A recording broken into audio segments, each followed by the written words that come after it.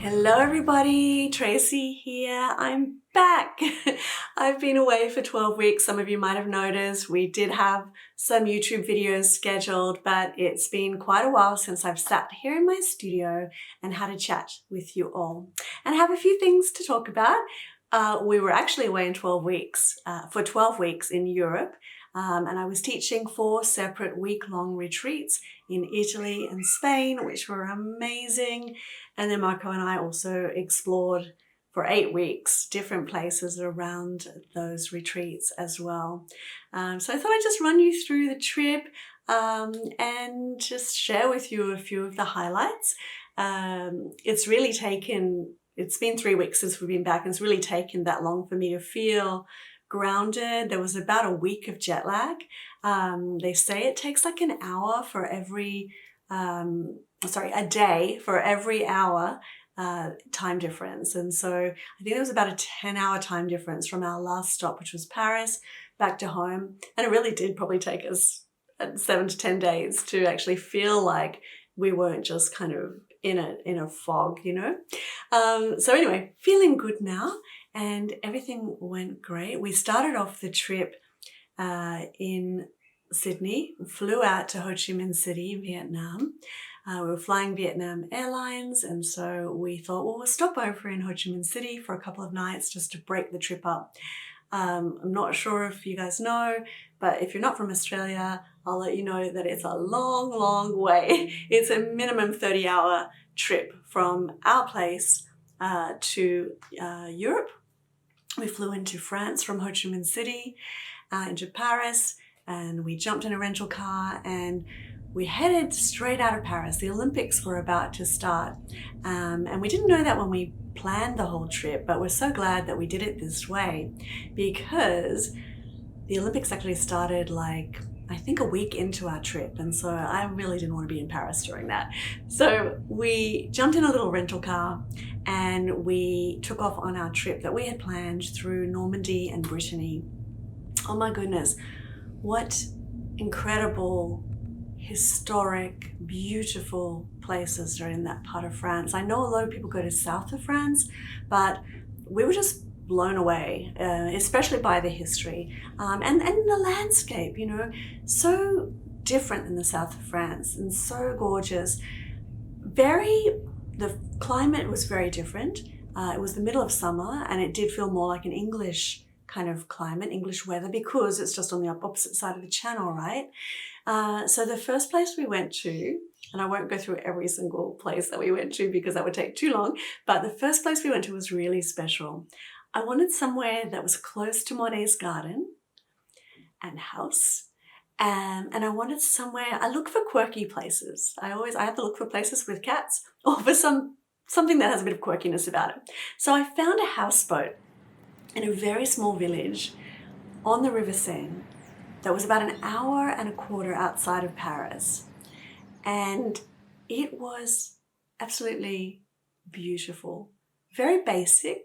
It was nothing fancy, but we were on this gorgeous stretch of the river where we could see up to, I guess it was like a tributary, and we could see up to the main part of the river, which was quite a ways away. And during the day, we would watch the big barges going by. Down our end of the river, we had some resident swans that would come and greet us every day. And we're just there for 2 nights. There was nothing else there. There was another town 5 minutes away. We went and bought some groceries, and we just made cheese and fruit platters and drank wine for our dinners for the 2 nights. And it was just delightful. So on the second day, after we had arrived, we had tickets to Monet's garden. And that just exceeded all of my expectations.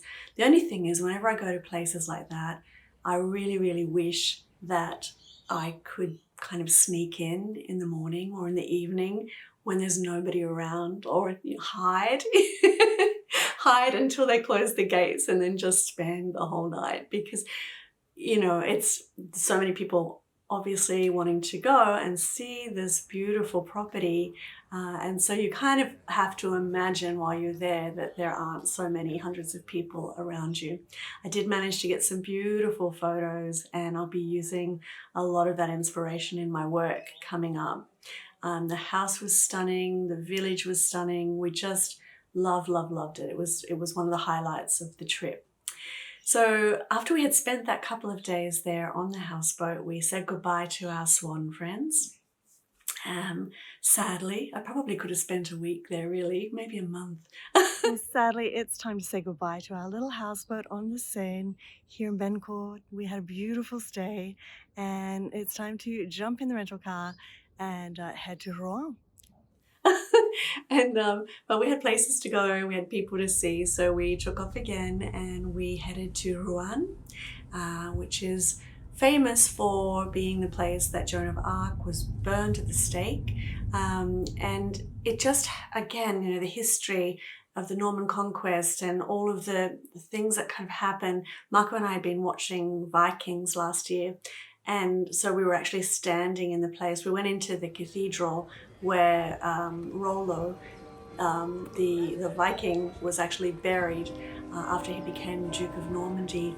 And so, like, just things that we have learned about contextually were actually there in front of our faces. That's what I love about Europe so much, you know, just the thousands of years of stories that are there beneath your feet. So we had 2 or 3 nights in Rouen. It was amazing. We walked and walked and walked and walked. We ate fantastic food, and then we headed to a small village, a fishing village called Honfleur.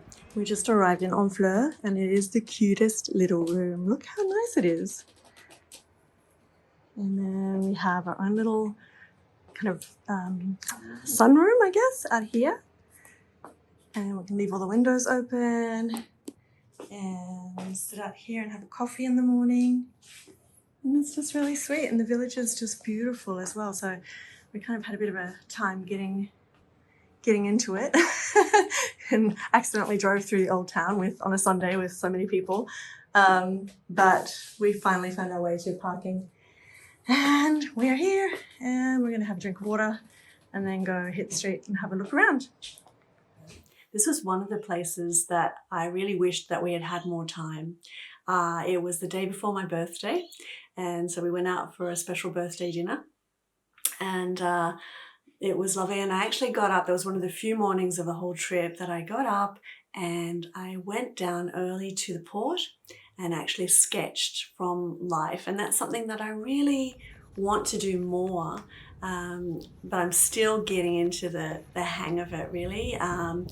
There's a lot of things that get in your way, and one of them is traveling with someone else that is a non-sketcher.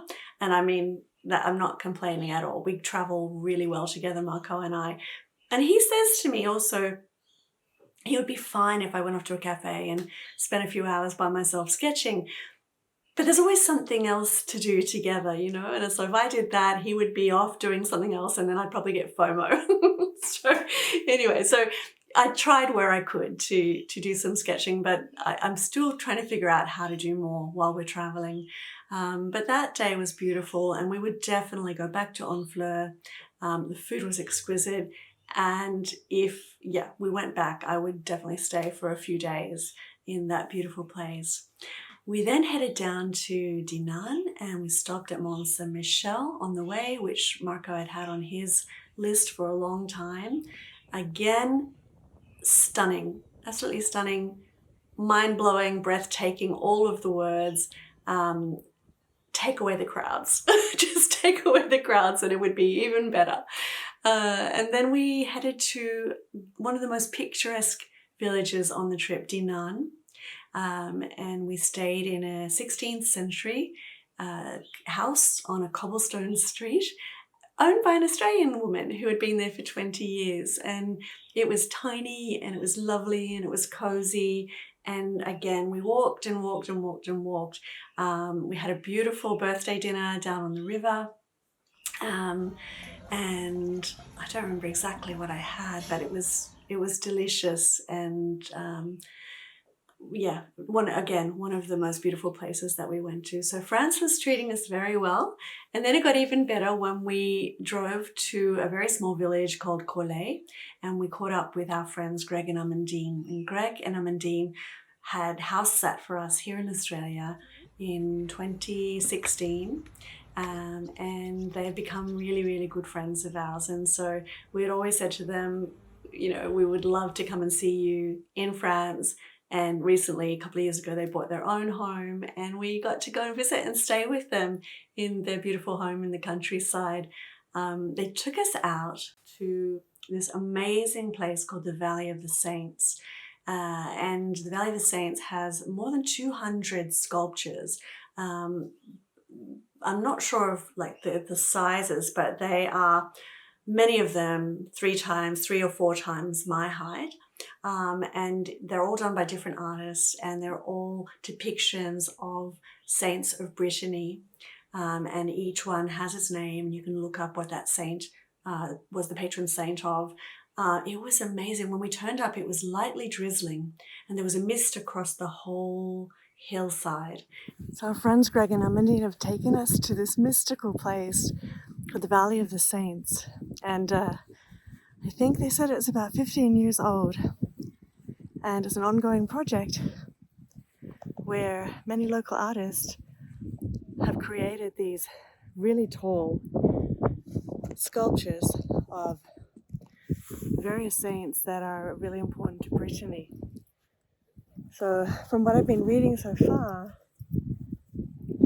the heart and soul of Brittany is reflected in these beautiful, beautiful sculptures.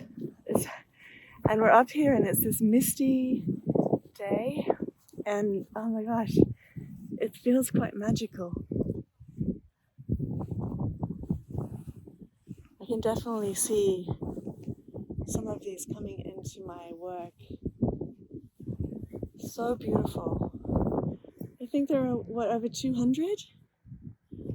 Amandine was saying. And I don't think we could have a more perfect day to wander amongst them.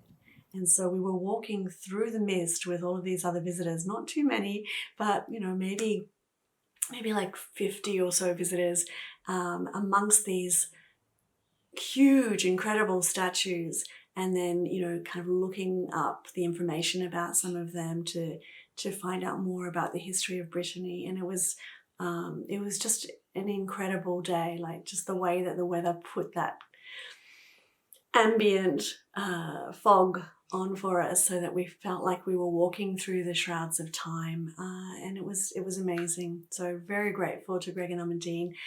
Everybody, when I've showed photos to people, they're like, oh my God, where is that? And so I think a lot of people will be heading that way to see such an amazing sight.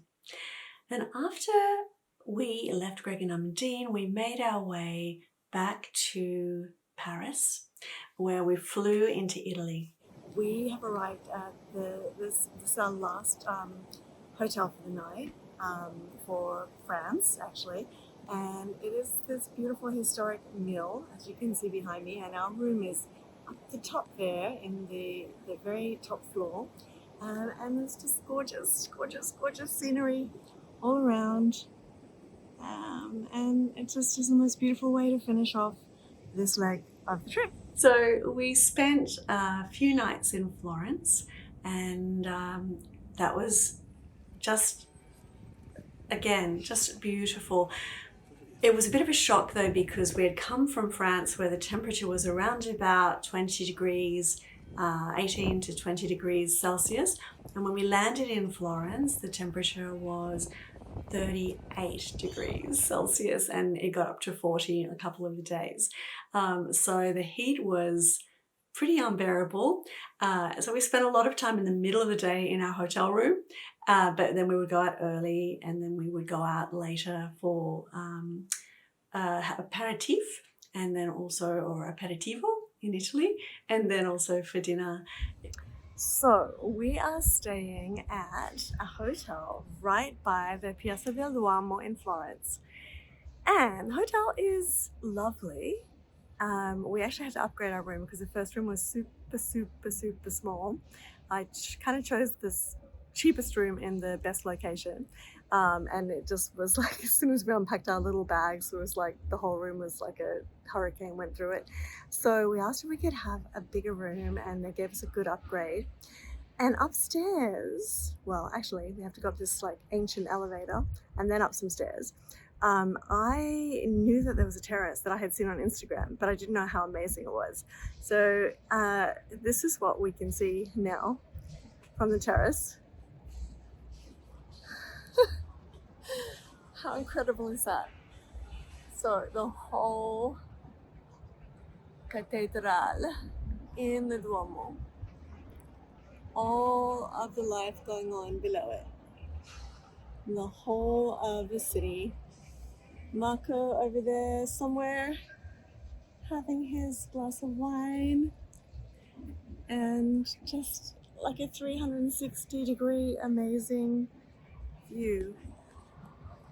Super, super, super beautiful and well worth the money. Dinner. It's always a bit of an adjustment going to Europe, because at home we eat dinner about 7. In Europe, the restaurants don't even open until 8 or 9. And if you go at that time, you're pretty much the only one sitting there. So it's it's a hard one to get used to, but we did get used to it by the end of the trip for sure. So Florence was incredible. And then we jumped into another rental car, headed into the Tuscan countryside, spent some time in Siena, and then down into a village called Castiglione d'Orcia. We visited some amazing hot springs called Bagni Vignoni, and just again ate and drank. Both of us have come back with quite a few extra kilos to shed. And so we're on a bit of a program now that we're home and working out and walking, and I'm doing weights, and we're cutting down on the calories as well, because 12 weeks of eating and drinking wine every night, it does add up. So we did talking about wine, we had a beautiful wine tasting in the Valle d'Orcia. We then made our way to Assisi. We only had one night in Assisi, and that's another place that if I went back, we would definitely stay several nights. Something very, very heart expanding in that town.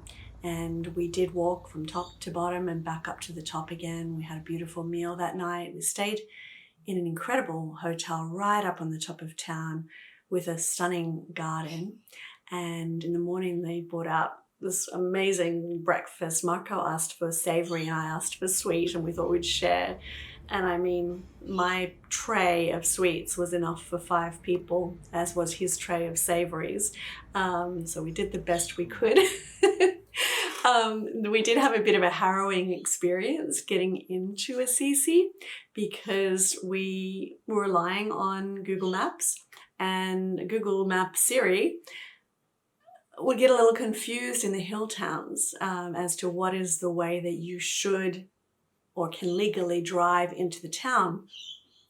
So when we got to Assisi, she kept telling us to take a left up this steep kind of cobblestone street, and then suddenly she would go left, and we would look to the left and there was only like a staircase. We were like, we cannot drive up the stairs, Siri. We'd go back around again, go back out onto the main road, come back in, see what else she might tell us to do. Eventually she drove us right through the center, the pedestrian center, the heart of Assisi, where we kind of shrugged our heads down like this and just made our way past the Roman ruins, through past the fountain from the 2nd century BC, and then finally up through these other little laneways with people kind of veering off to get out of our way.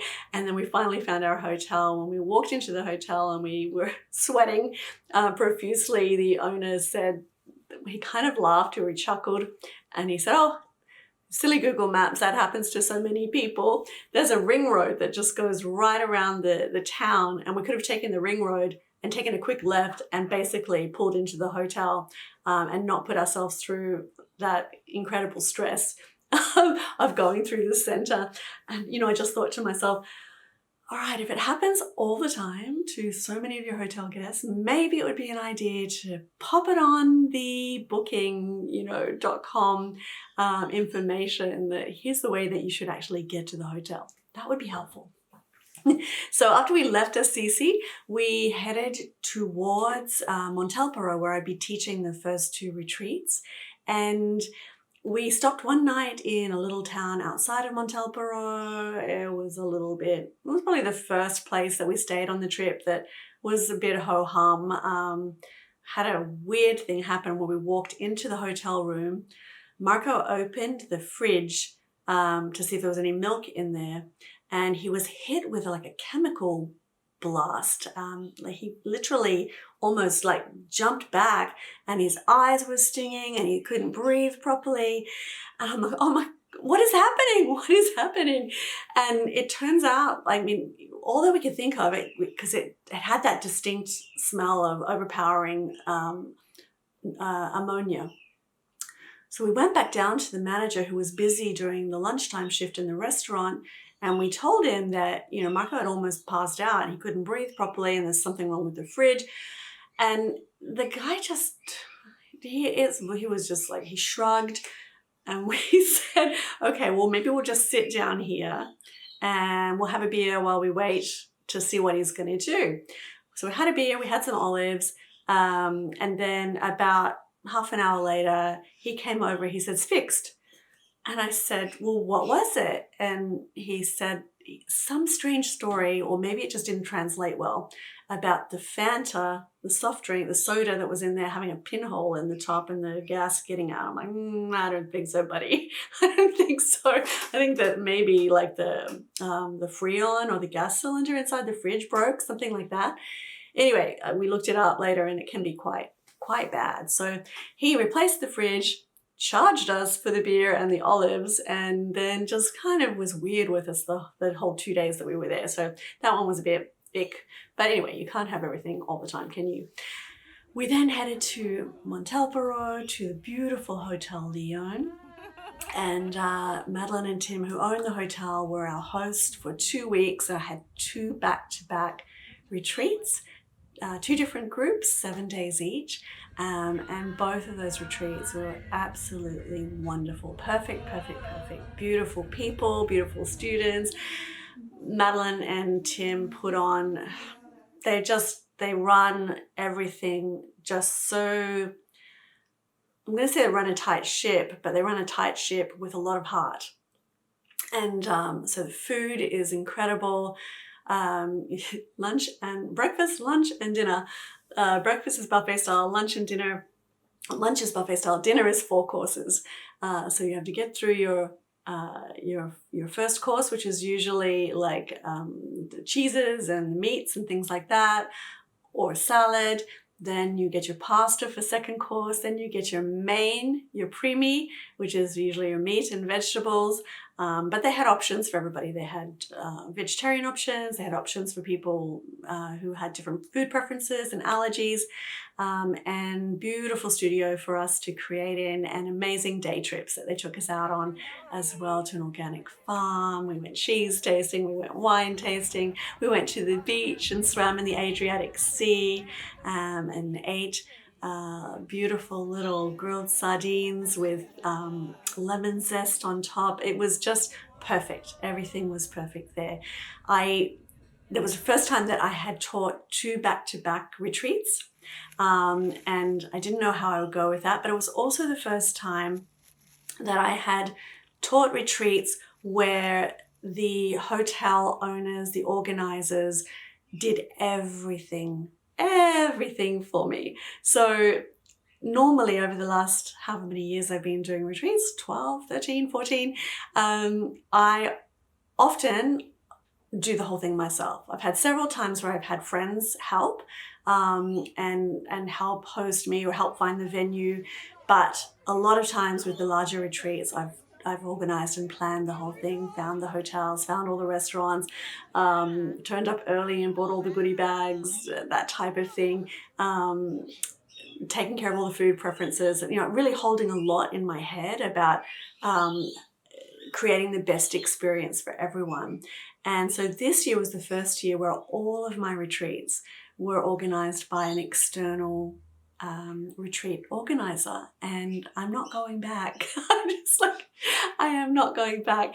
It's made such a difference because I'm now able to fully show up to teach. Not that I wasn't fully showing up to teach before, but I was a bit compartmentalized because I'd be like, now I'm in teaching mode. And then I'd be like, now I'm in restaurant, calling out, ordering dinner mode, or, you know, making sure that they've got the right food for people, that type of thing. So this was such a revelation to me. I'm so grateful that I have these opportunities now to come and teach these retreats and just be fully switched on and with my students, and then also being able to enjoy the retreat experience and the excursions and the food and everything along with them. It's just amazing. So wonderful. So thank you so much to Madeline and Tim and Hotel Lyon for that beautiful, beautiful experience. And I will be back there next year teaching in June. And the retreat is full, but there is a wait list for that one. So after that, I mean, I could go on and on about those retreats, but maybe that's for another video. After that, we made our way back to Rome with a couple of stops in Spoleto, incredible city, and Amelia, beautiful small town and little family run Airbnb where we ate with the family and played with the kittens, and it was just gorgeous. So we then took a plane from Rome to Madrid. We spent 4 days in Madrid. We caught up with some more friends that were also house sitters of ours. So we use trusted house sitters. And so oftentimes we will have house sitters come who are from Europe and they want to travel in Australia for a while. And so they look after a house and then they take off and do other things as well. So our friends Sergio and Anna, who have also house sat for us and who now live in New Zealand, happened to be back in Madrid visiting family. And we had just the one night together before they flew out. So that was just so serendipitous and so wonderful. So they took us out for tapas and we just had the best time. And then Marco and I spent another few days there in Madrid, seeing all the sights, going to the museums. And then after that, we flew to Granada. Our second time to Granada, but the first time visiting the Alhambra. Oh my goodness, if you have never been to Granada, get out your bucket list and put it directly at the top of the list. The Alhambra, the Moorish palace, 7th century Moorish palace, and get yourself a guide, a local guide, to take you through the Moorish quarters and up into the Gypsy quarters. We did that, and it was one of the best things that we actually paid for, because this is a young man that had spent all of his life in the Albaicin, and just the knowledge that he had about the history and the culture and the people that lived there was so invaluable, and we learned so much that we hadn't learned already, you know, from history books and websites and things like that. His knowledge was a different kind of knowledge, and it was incredible. He took us up into Sacromonte, into the Gypsy quarters, and we went to a flamenco show up there as well. Everything about Granada is incredible. Give yourself at least 4 days. We would go back. That would be one place that if I was working on a big project and I wanted like a whole month, like if I was writing a book or putting something together creatively, I would love to go and just stay in a little place along the river in Granada and just do whatever creative thing it is that I wanted to do. So after Granada, we did something quite different. We rented a car, and I knew that I would be teaching again in another 5 days. And I just wanted a bit of downtime where we weren't off exploring and taking in so much history and stimulation. We needed somewhere to just sit and be tourist and relax for a few days. So we went to a little place called Roquetas de Mar, which is a beachside town, which is very much a favorite destination for the English. And so there was everything, you know, you could, there was hotels along the beach and water slides and big pumping music at the hotels, and Mexican food and Indian food and cocktail bars and all the things. But we walked again, we swam in the ocean, we swam in the pool, we ate some different foods apart from European foods, and we just really relaxed, took lots of naps, read some books, and then I was ready and perked up again to go on to the next retreat.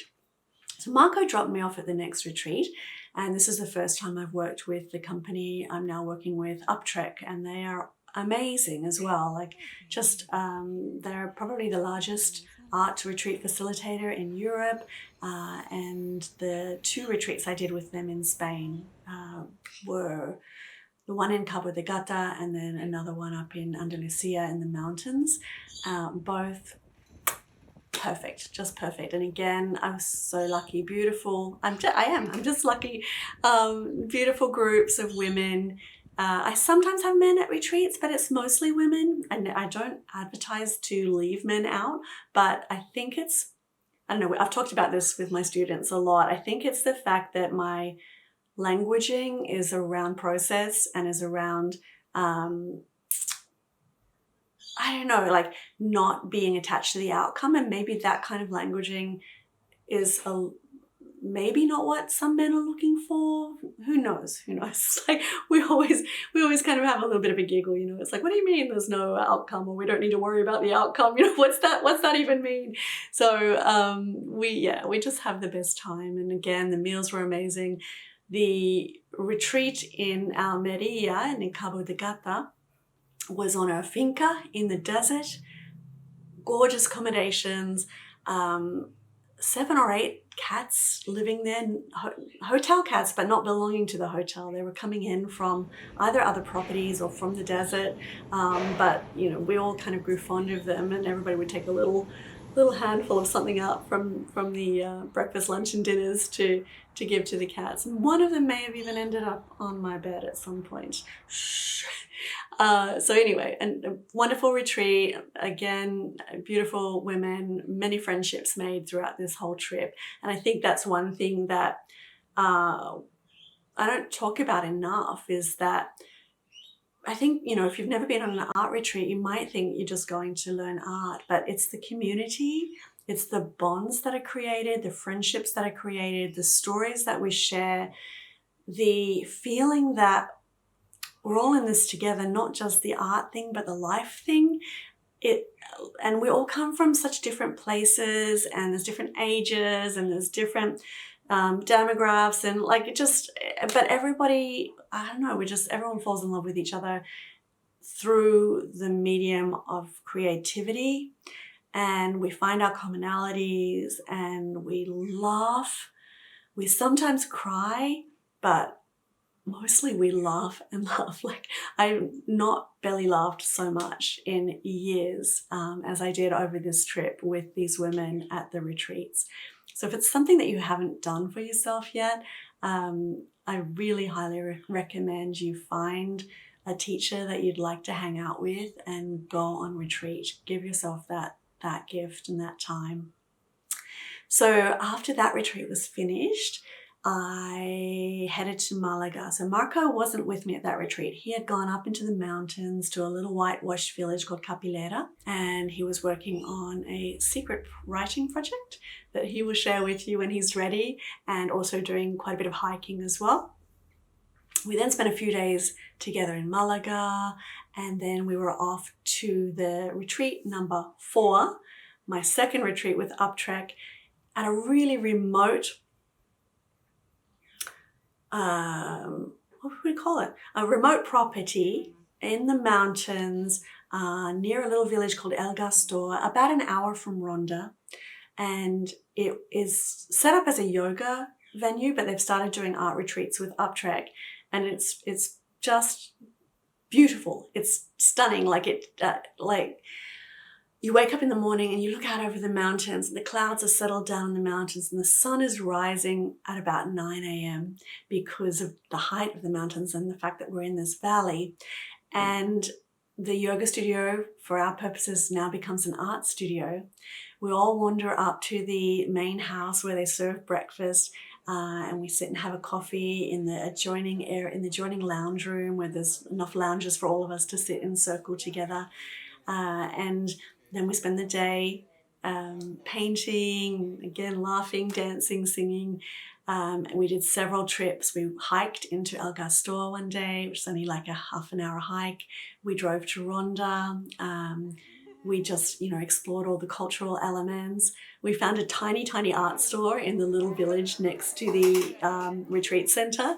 And we weren't expecting, well, actually, it wasn't an art supply store. It was just a store that had a bunch of different things, like a souvenir shop. But I think because this venue has started having art retreats, they've kind of got wind of the fact that women with money are going to come and buy art supplies. So they now have a whole section of art supplies, which we descended upon, and all came out with lots of different things that we probably didn't need to be carrying, but we couldn't help ourselves. We sat and we sketched in the main square there, some of us. Some people walked, some people sat and had coffee. And again, just bonded so beautifully with these women. And have such fond memories of all of the retreats. I think the saddest thing for me about this whole thing is, you spend this in-depth time with these women, and then you say goodbye and you're not really sure whether you'll ever see each other again, but you've had some really deep and beautiful and intimate moments together. We do have some WhatsApp groups now that are still chatting on, and I have a feeling that I will see quite a few of them again. So after that retreat finished, and with my heart full with gratitude, we then took off to Seville. We began our last week of the trip, and Seville, I'm running out of descriptive words, but it kind of blew our minds. We didn't have any expectations. I hadn't really looked anything up about Seville.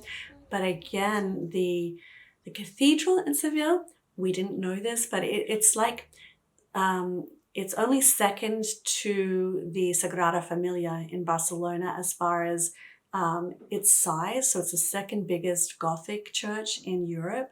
And then the Moorish palace there.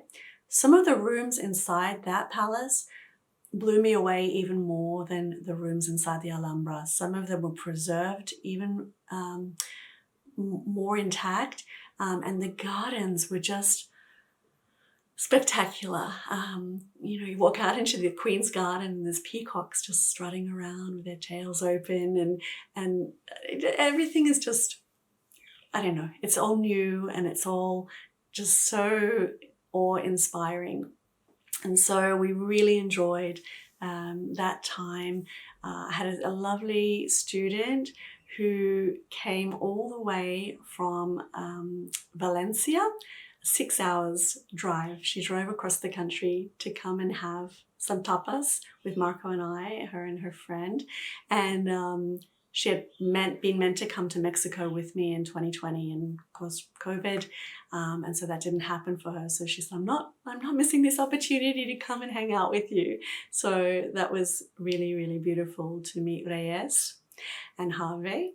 And what else? That was a lovely kind of way to kind of wrap up the trip. And then of course we flew to Paris, and we had 3 days. We kind of like ending up in Paris. It's such a romantic city. So we had 3 days in Paris, right next to the Luxembourg Gardens. We went to the Pompidou. So we always try to do something a little bit different when we're in Paris.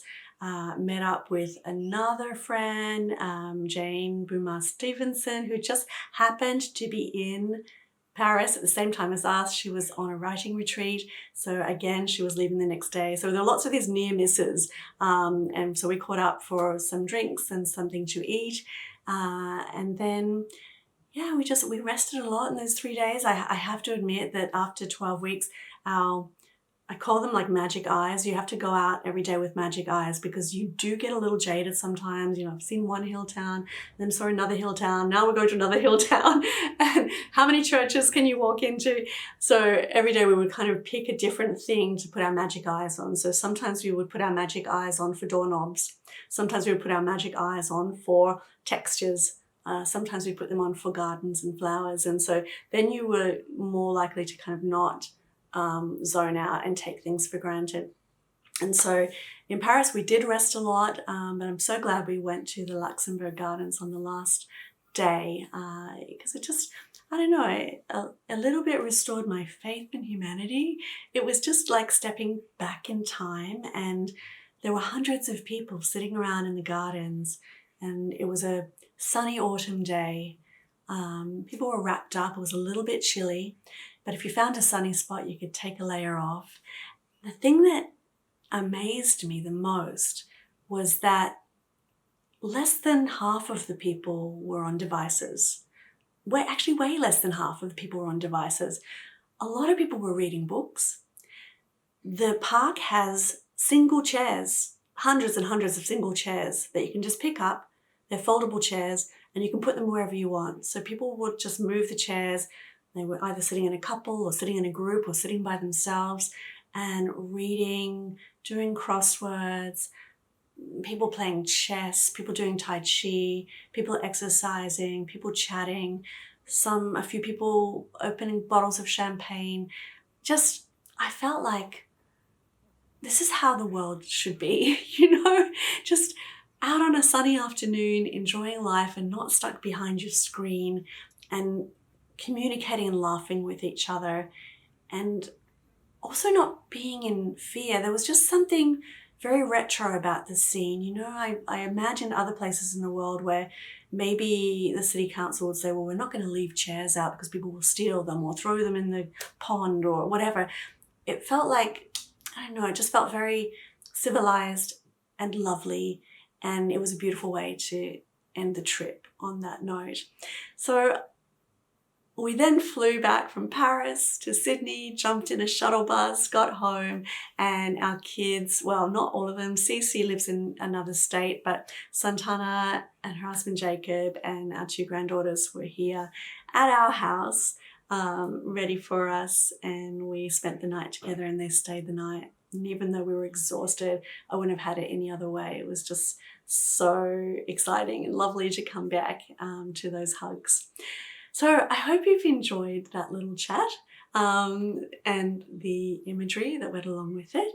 And I'm really looking forward to being back on my YouTube channel more often, chatting with you all, sharing more sketchbook forays, sharing more techniques and tips.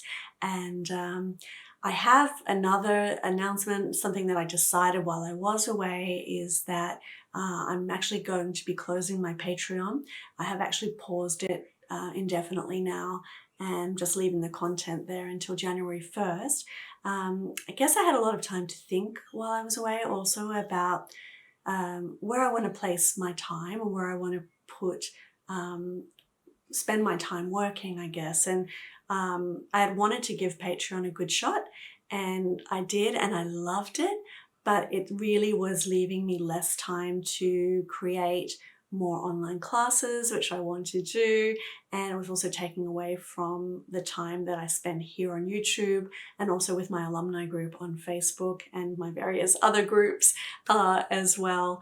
So I've decided to let Patreon go, but I will be repurposing some of the huge amounts of videos and content that were in Patreon. We'll be actually putting those together as some little offerings, including my 30 days one canvas course will actually be available soon as a self-paced course. So looking forward to so many things, mostly looking forward to getting back and sketching and painting in my studio, which I'm going to do right now. So lots of love out to you all, and I hope you're all doing well. I hope you're spending lots of time creating, and I will talk to you again soon.